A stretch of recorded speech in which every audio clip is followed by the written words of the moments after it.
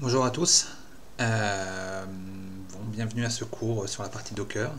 Je m'excuse du retard pour vous fournir ces vidéos. J'ai été assez occupé à essayer d'avoir une configuration correcte pour ce cours, le moyen de le streamer, la moyen de l'enregistrer de manière correcte. Ce qu'on va faire pendant ce cours, c'est qu'on va explorer un peu c'est quoi Docker. Je vous ai fourni un gros paquet de slides. Il y a certaines parties dues à la durée des vidéos et aux limitations que je vais passer. Je les expliquerai très rapidement, histoire que vous, si ça vous intéresse, vous puissiez avoir un minimum d'explications. Et sinon, n'hésitez pas à me poser des questions. Je vais couper ça, sinon on va être dérangé tout le temps. Et voilà, donc là ce sont en général les slides que moi je donne dans des formations un peu plus évoluées, c'est-à-dire en général 3 jours de formation à temps plein. Donc c'est sûr qu'on n'aura pas le temps de tout creuser, l'idée c'est vraiment qu'on ait un minimum pour comprendre c'est quoi Docker et de s'intégrer dans la partie DevOps. Donc là vous avez une jolie photo de moi, je vais simplement citer que moi je suis un passionné de conteneurs depuis un paquet d'années, je pense avant 2010, en utilisant des trucs comme les vservers sur Linux, les jails sous FreeBSD. J'ai toujours trouvé ce système très élégant. Et puis, depuis, je fais beaucoup de conteneurs dans tous les environnements type GCP, Azure, ou alors sur Kubernetes. Je suis un certifié Kubernetes, administrateur et application développement. Voici le plan. Alors je vais passer très vite sur la virtualisation. L'idée c'était de positionner c'est quoi la virtualisation à travers les conteneurs. Ensuite on va parler c'est quoi les conteneurs. Alors ça, les mécanismes Linux pour les conteneurs, je vais passer un petit moment parce que je pense que c'est important. C'est très important parce que on a l'impression que c'est un truc magique et en fait c'est très très simple. Et c'est pour ça que moi je voudrais vraiment montrer ce que c'est. On fera quelques exemples, on expliquera ensuite c'est quoi les registries, les volumes, les réseaux, et on va essayer de créer ces images. Alors il y a des parties qu'on va pas regarder. L'idée c'est vraiment c'est quoi les conteneurs et comment ça s'intègre dans une chaîne DevOps et c'est quoi les bonnes pratiques. Souvent les formations s'intéressent simplement à Docker comme un produit, alors qu'il y a une sorte d'état d'esprit, de changement de mentalité, et j'essaie de le faire passer à travers ce cours. Et puis je ne parlerai pas de Docker Swarm, parce que c'est un mécanisme d'orchestration, un peu comme Kubernetes, qui est dans la même d'ailleurs concurrent direct de Kubernetes, simplement pour des raisons commerciales. Aujourd'hui, Docker Swarm a vraiment perdu énormément en popularité, et de plus aujourd'hui, la société Docker ne maintient même plus Docker Swarm. Elle a revendu son business à une société qui s'appelle Mirantis. Alors pourquoi développeur? C'est surtout parce que c'est aussi le changement de mentalité de Docker. C'est-à-dire que Docker, aujourd'hui, la société Docker s'est réorientée sur le côté Docker, c'est une expérience développeur. Et c'est pour ça que ce cours s'intéresse à des développeurs qui veulent mettre leur application dans les conteneurs et les déployer. Mais je prends plutôt comme état d'esprit que vous êtes à la base développeur. Alors, je vais passer très rapidement sur la virtualisation. On va juste dire qu'il existait des systèmes de virtualisation. Et le mot-clé, ce sont des approches VM, OS. Je dis que souvent c'est des approches de système d'exploitation. Et que ces approches, elles sont coûteuses en temps, etc. Il y a eu plusieurs générations. Donc, par exemple, tout ce qui était VMware, qui est arrivé à la fin des années 90, début des années 2000, qui a été une révolution très forte. Ensuite, il y a eu Xen, qui était un autre type de révolution, qui avait des meilleures performances, de très meilleures performances par rapport à VMware. Le seul problème, c'est que ça n'a jamais trop décollé en termes commerciaux. Je vais expliquer aussi pourquoi je parle de VM, parce qu'on va retrouver l'idée qu'on voudrait démarrer une application ou un ensemble d'applications de manière totalement isolée par rapport à l'autre. C'est ce que offrait à la base la virtualisation. Donc je parlais juste après ici du fait qu'aujourd'hui c'est la virtualisation de type VirtualBox, c'est la plus connue, VMware, Xen, Hyper-V sur Windows, s'appuie maintenant sur des mécanismes matériels qui ont été fournis par les processeurs AMD et Intel, qui ont permis d'optimiser énormément les performances, mais qui sont encore très très lents, parce qu'il y a énormément de... Les systèmes, l'OS, qui va s'exécuter au-dessus de l'hôte, n'a jamais été conçu pour ça à la base. Et ça fait qu'il y a beaucoup de petites astuces de changement de mode, de privilèges qui sont, en termes de performance, existent, mais en termes de performance sont vraiment très défaillants. Et donc nous, ce cours, c'est qu'on va parler des conteneurs. Les conteneurs, c'est un moyen d'isoler des process à l'intérieur d'une machine, principalement Linux, en lui mettant avec cette application tout ce dont elle a besoin, ses binaires, ses librairies, ses dépendances, mais c'est tout. Il n'y a pas de couche de virtualisation. Et c'est ce que je vais expliquer dans le prochain cours. Alors, je vais essayer de maintenir un chronomètre pour voir exactement combien je fais. Je vais essayer de citer à chaque fois quand est-ce qu'on dépasse 20 minutes. La vidéo, je vais la faire en un one-shot, mais je voudrais penser que vous n'êtes pas obligé de tout regarder d'un coup. Donc, prenez-la à votre rythme. N'hésitez pas à me poser des questions, c'est la première fois que moi je fais ce format enregistré. Ok, donc, je prends l'hypothèse que vous savez un peu ce que c'est qu'un système d'exploitation. On va juste rappeler 2-3 notions, et après je vous présenterai quelle est l'astuce pour les conteneurs. Parce qu'en fait, l'astuce, elle est toute bête. Elle est vraiment ridicule, et c'est ça qui, en fait, permet d'avoir un système extrêmement léger.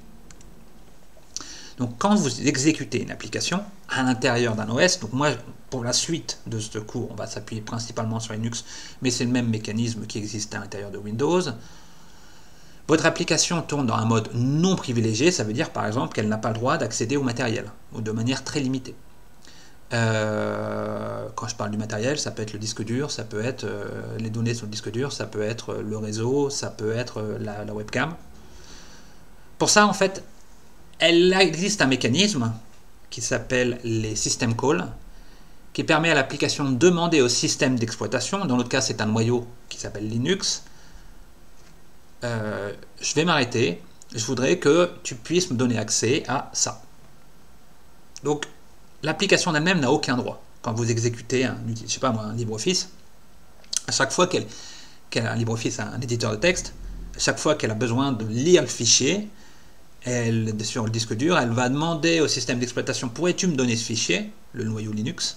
Et le noyau Linux va lui donner par l'un ou l'autre mécanisme l'accès à ce fichier qu'elle va copier en mémoire, ou alors obtenir une sorte de ce qu'on appelle de descripteur de fichier pour lire à l'intérieur.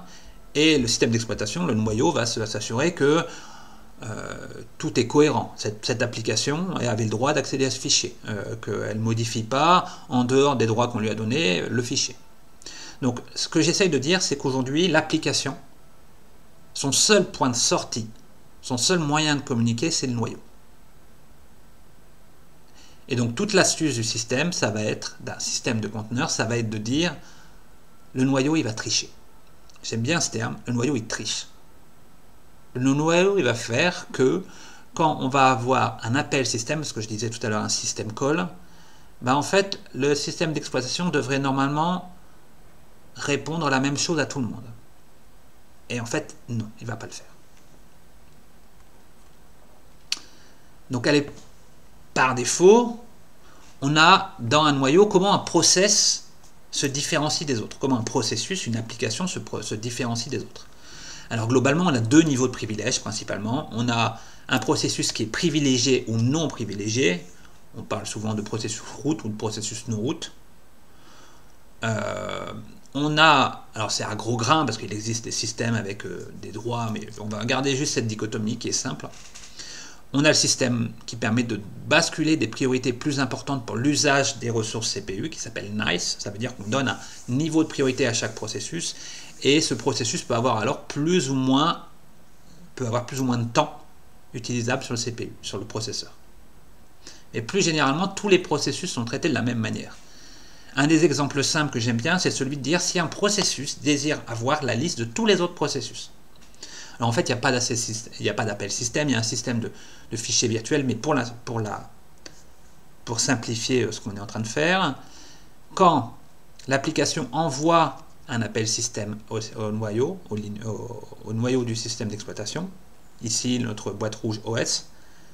Ce qu'elle va faire, c'est qu'elle va dire bah, donne-moi la liste des autres processus. On peut imaginer qu'il y en a plus. Et normalement, le système devrait lui dire oui, tiens, je regarde dans ma table, j'en vois 10. Et voici la liste. Et là, l'astuce, c'est que le noyau va dire attends, non, toi, tu es dans cette condition, donc je vais te répondre une réponse qui ne correspond pas à la réalité. Encore une fois, le noyau triche. Donc les conteneurs, ça va faire quoi? C'est d'isoler des groupes de processus entre eux. Ça veut dire qu'on va grouper des groupes, on va grouper en groupes des processus et sur lesquels on va donner une vision différente du monde où il s'exécute. Alors un des exemples simples, c'est le chroot. Le chroot, c'est un mécanisme où à la base, votre système d'exploitation est organisé de manière hiérarchique. Donc vous avez par exemple, attendez, normalement j'ai un petit pointeur lumineux. Ici, vous avez la racine du système d'exploitation. Et si vous faites /bin, vous obtenez un sous-répertoire ici. Quand une application démarre, par exemple l'application 1, elle verra la racine du système d'exploitation comme sa racine à elle. Ça veut dire que si vous dites à l'intérieur de cette application, imaginons que ça soit un shell, elle dit je vais à /bin, elle va se retrouver ici. chroot permet de démarrer un processus, ici application 2, comme dans un répertoire qu'elle considère comme sa racine. Donc par exemple ici, application 2 va démarrer dans le répertoire chroot. Ça veut dire que si vous faites un /bin pour application 2, elle va accéder ici. Application 1, un /bin aurait accédé ici, elle voit le système complet, et ici elle ne voit qu'un sous-ensemble, elle ne voit que par rapport à sa racine qui est positionnée dans le répertoire chroot, qui ça aurait pu être un autre nom de répertoire. Le répertoire chroot, parce que lorsqu'on a démarré ce processus, on lui a dit ton root c'est ici. Alors c'est bien parce que ça permet de donner à plusieurs processus une vision réduite du système de fichiers. Alors là je vous ai proposé, ça c'est une nouvelle partie dans ce cours que je tente cette année, je donne un petit exemple, et donc voilà là exactement, ici un exemple qui est tiré d'un très bon cours qui est Container from Scratch, de Eric Chang et qui vous propose de charger des fichiers qui représentent un système, donc avec tous les fichiers normalement utilisables, de le décompresser et ensuite d'aller à l'intérieur. Donc tous les répertoires que vous voyez là, en fait, ils proviennent de cette archive. Donc vous pouvez le monter dans votre système d'exploitation, n'importe où.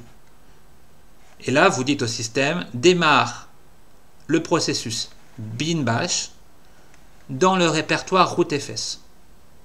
Donc dans le répertoire rootfs, il y a tous ces fichiers, ce n'est pas le vrai root. Ça veut dire que bin bash, ici, ce processus, il voit ça, mais ce n'est pas le vrai root, puisque ça a été décompressé dans un sous-répertoire de votre système.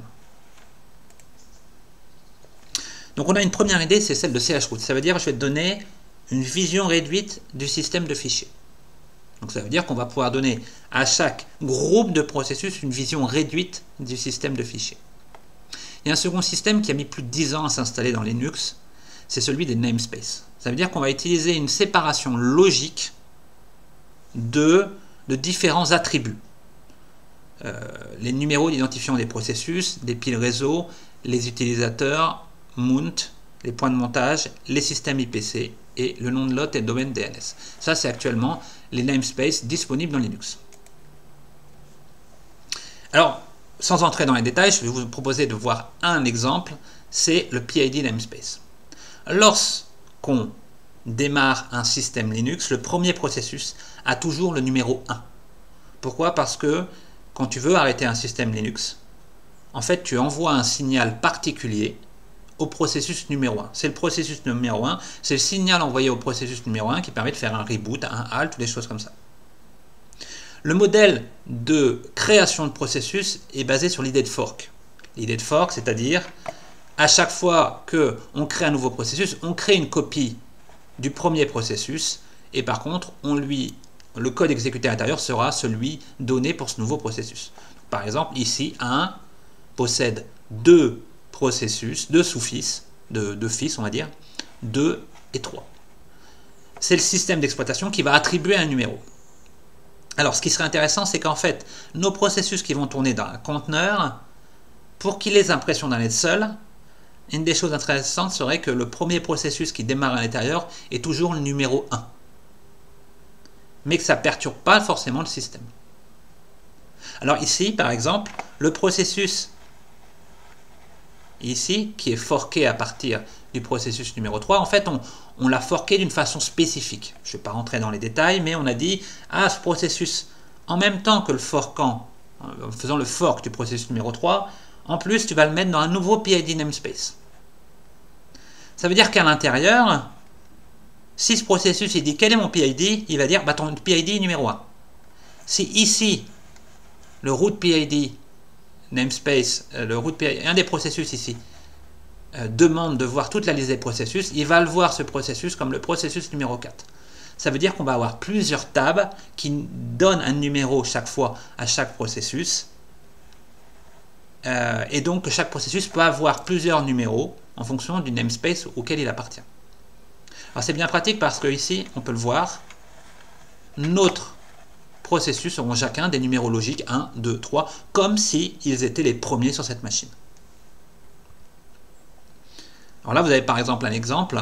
Ici, vous démarrez on reprend notre route FS, on démarre en bin bash, mais juste avant, on démarre une commande qui va faire basculer le processus bin bash dans son propre PID namespace.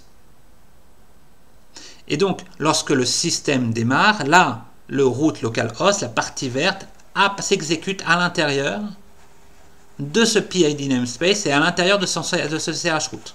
Donc, on avait le chroot dont on avait avant, donc on ne pouvait voir que les fichiers qu'on avait eu dans l'archive qu'on a chargé.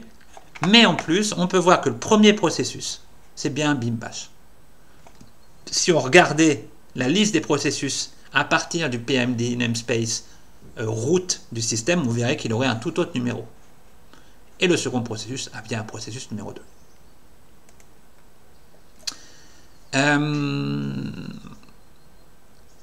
C'est la même astuce, alors sans rentrer dans beaucoup de détails, c'est la même astuce pour ce qu'on appelle les network namespace. Par défaut, on a un réseau global,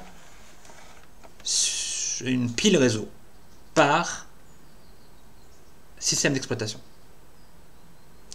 Et ce que va faire Linux, c'est que si vous créez un network namespace et vous dites ce processus, lors de sa création, appartient à son network namespace, en fait, il va avoir une vision très réduite du réseau. En fait, il va voir qu'il a une carte réseau, ce processus a une carte réseau, alors que si on regarde le root namespace, on peut voir que ce n'est pas la même carte réseau, ici, la vraie, qui permet de sortir et de rentrer à l'intérieur de la machine. En fait, cette carte réseau, elle va être exposée par une sorte de carte virtuelle qui s'appelle VETH, qui va être suivie d'un numéro, qui va être entièrement généré par Linux. Donc à chaque fois, ce processus, il ne pourra que toucher à cette carte réseau, et ensuite, ce périphérique pourra être rattaché ou non, en fonction des droits de l'admin, du Docker, etc., à d'autres processus ou à la véritable carte réseau. Encore une fois, c'est une astuce du noyau. C'est-à-dire que le noyau, il dit juste, ce processus-là, je l'ai mis dans ce namespace. Donc ce namespace, réseau, tous les processus qui appartiennent à ce network namespace, il ne voit que cette fausse carte réseau. Encore une fois, c'est le noyau qui a triché. Là, vous avez un exemple. Là, actuellement, je démarre le processus bin bash. Et j'utilise la commande unshare qui permet que ce processus démarre ici avec le paramètre .n avec son propre network namespace. Et si je demande actuellement à ce processus, donne-moi la liste de tes cartes réseau, il va me dire, j'en vois qu'une. Si je fais exit et que je me retrouve ici, je me retrouve sur la machine originale, sur le network namespace original du système. Et là, si je tape la même commande, vous pouvez voir qu'il voit au moins 3 cartes réseau. Dans l'exemple, j'en ai coupé quelques-unes. J'en ai coupé quelques lignes. Donc ça veut dire quoi? Ça veut dire que pour la même commande, en fonction de son processus, le noyau a triché. Lorsque ce processus a demandé au noyau, donne-moi la liste des adresses, des cartes réseau, il te dit, t'en as qu'une. Et lorsque le processus original, n'importe quel processus du système original dans le root network namespace demande la liste des cartes, on lui dit, écoute, tu as tout celle-là. Et ce sont les vraies cartes disponibles. On va en parler plus tard, mais il y a aussi un système pour regrouper et étiqueter toutes les ressources. Donc un exemple, c'est on veut être capable que les processus soient affectés à un processeur et une quantité limitée de mémoire, puissent ou non accéder à certains périphériques, puissent ou non et en quelle quantité accéder aux périphériques d'entrée-sortie, le réseau, le disque. Donc ça, on a un mécanisme qui a été créé par Google à l'intérieur du noyau Linux qui permet de créer des contrôle groups hiérarchiques. Alors c'est assez complexe, donc après on va pas entrer dans les détails, on va surtout regarder comment on peut les utiliser à l'intérieur de Docker. On va juste dire que c'est ce système qui va permettre de donner des droits différents au processus. Ce processus a le droit d'utiliser 4 fois plus de CPU, de processeur, que ce processus. Ce processus n'a pas le droit d'utiliser plus de 4 Go de mémoire. Ce processus a le droit d'accéder au disque de manière, en termes de quantité, 3 fois plus importante qu'un autre processus. Ce processus peut être suspendu, ça veut dire qu'il s'arrête totalement. Donc tous ces mécanismes sont offerts par les C-groupes. Enfin, pour finir, on a ce qu'on appelle les capabilities. Les capabilities, c'est un mécanisme qui existe depuis très longtemps dans Linux, mais qui a vraiment pris de l'importance lorsque les conteneurs sont arrivés. Donc, à l'origine, dans Linux, comment on savait qu'un utilisateur était super utilisateur? On disait qu'un utilisateur était dit root lorsque son identifiant d'utilisateur et son identifiant de groupe étaient 0. Donc s'il remplissait ces deux conditions, je crois que d'ailleurs, qu'une seule condition suffit, à ce moment-là, il a tous les droits. C'est un processus privilégié. Mais ça nous pose un problème parce que ça veut dire que si on a un processus qui tourne dans un conteneur de manière isolée, mais qu'on veut qu'il puisse avoir les mêmes possibilités qu'il a normalement, on peut imaginer qu'un processus dit root doit s'exécuter à partir du conteneur. Mais si un processus est root, il peut se barrer. Donc ça veut dire que tout processus avec un UID 0 et un GID 0 à l'intérieur d'un de nos conteneurs, il va pouvoir dire, écoute, hop, je désire faire certaines opérations privilégiées qui me permettent de sortir de ce conteneur. Et ça, c'est un problème. Donc ce qu'on va faire, c'est qu'on va modifier la règle. Parce que les capabilités on a introduites, c'est qu'un utilisateur root, c'est UID est égal à 0, GID est égal à 0 et un ensemble de capabilities. Ces capabilities, ce sont ce que j'appelle un root Canada Dry. Ça veut dire que un root utilisateur peut être UID 0 et GID 0, mais ne pas avoir toutes les capabilities. Ça veut dire ne pas être capable de faire certaines choses. Donc là, vous avez des exemples en dessous. Un des exemples qu'on voit souvent dans les conteneurs, c'est le CapNet Bind Service. Ça veut dire que ça permet d'éviter à un conteneur de se binder sur l'hôte, c'est-à-dire sur le réseau de l'hôte, sur un port privilégié. Donc on retient juste que c'est, je pense qu'il faut vraiment retenir, c'est qu'un root, ça peut être un root dégénéré, ce que j'appelle un root Canada Dry, c'est-à-dire qu'il a beau avoir un UID 0 et un GID 0, s'il n'a pas la capabilité, il n'a pas le droit, même s'il paraît être super utilisateur. Et donc on va pouvoir avoir des sous-routes, des routes Canada Dry, qui vont pouvoir s'exécuter dans le conteneur et ne vont pas avoir suffisamment de droits pour s'exécuter, mais vont avoir suffisamment de droits pour être privilégiés à l'intérieur du conteneur et donc d'avoir un modèle très proche, comme s'il s'exécutait sur une machine, un Linux classique. Alors là, vous avez un exemple qui est intéressant, c'est qu'on va démarrer un utilitaire qui s'appelle capsh, qui démarre un shell avec des capabilities ou non. Et donc là, lorsqu'on démarre capsh, on lui dit enlève les capabilities suivantes. Cap shown, cap setfcap, setfcap, cap sysadmin. Et lorsqu'on se retrouve à l'intérieur de ce shell ici, lorsqu'on fait who am I, on voit qu'on est bien root. Donc root normalement a tous les droits. Mais si je lui demande modifie, change les droits associés à binls, il va nous dire non, t'as pas le droit, l'opération n'est pas permise.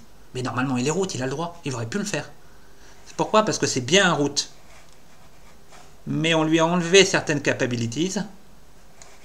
Et donc il n'est pas capable d'effectuer cette opération. Il peut effectuer d'autres opérations en tant que root.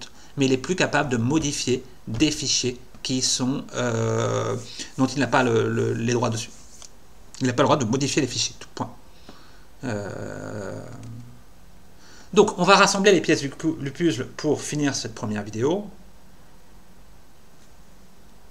Il existe des mécanismes permettant d'isoler des groupes de processus, les namespaces, les chroutes, les cgroups et les capabilities. Donc, on prend des groupes de processus. Les namespaces permettent de les mettre dans leur propre réseau, avec leur propre espace de PID, avec leur propre espace, il y a une erreur sur mon slide, leur propre espace de IPC. Ils ne peuvent voir qu'un sous-ensemble du système de fichiers. On peut leur attribuer plus ou moins de ressources, mémoire, CPU, accès au disque, en utilisant les cgroups. Et en plus, on peut même être sûr de qu'ils tournent en route, même s'ils ne peuvent pas s'échapper, ou même réduire encore les droits du route à l'intérieur. Donc tous ces mécanismes, combinés ensemble, forment les conteneurs.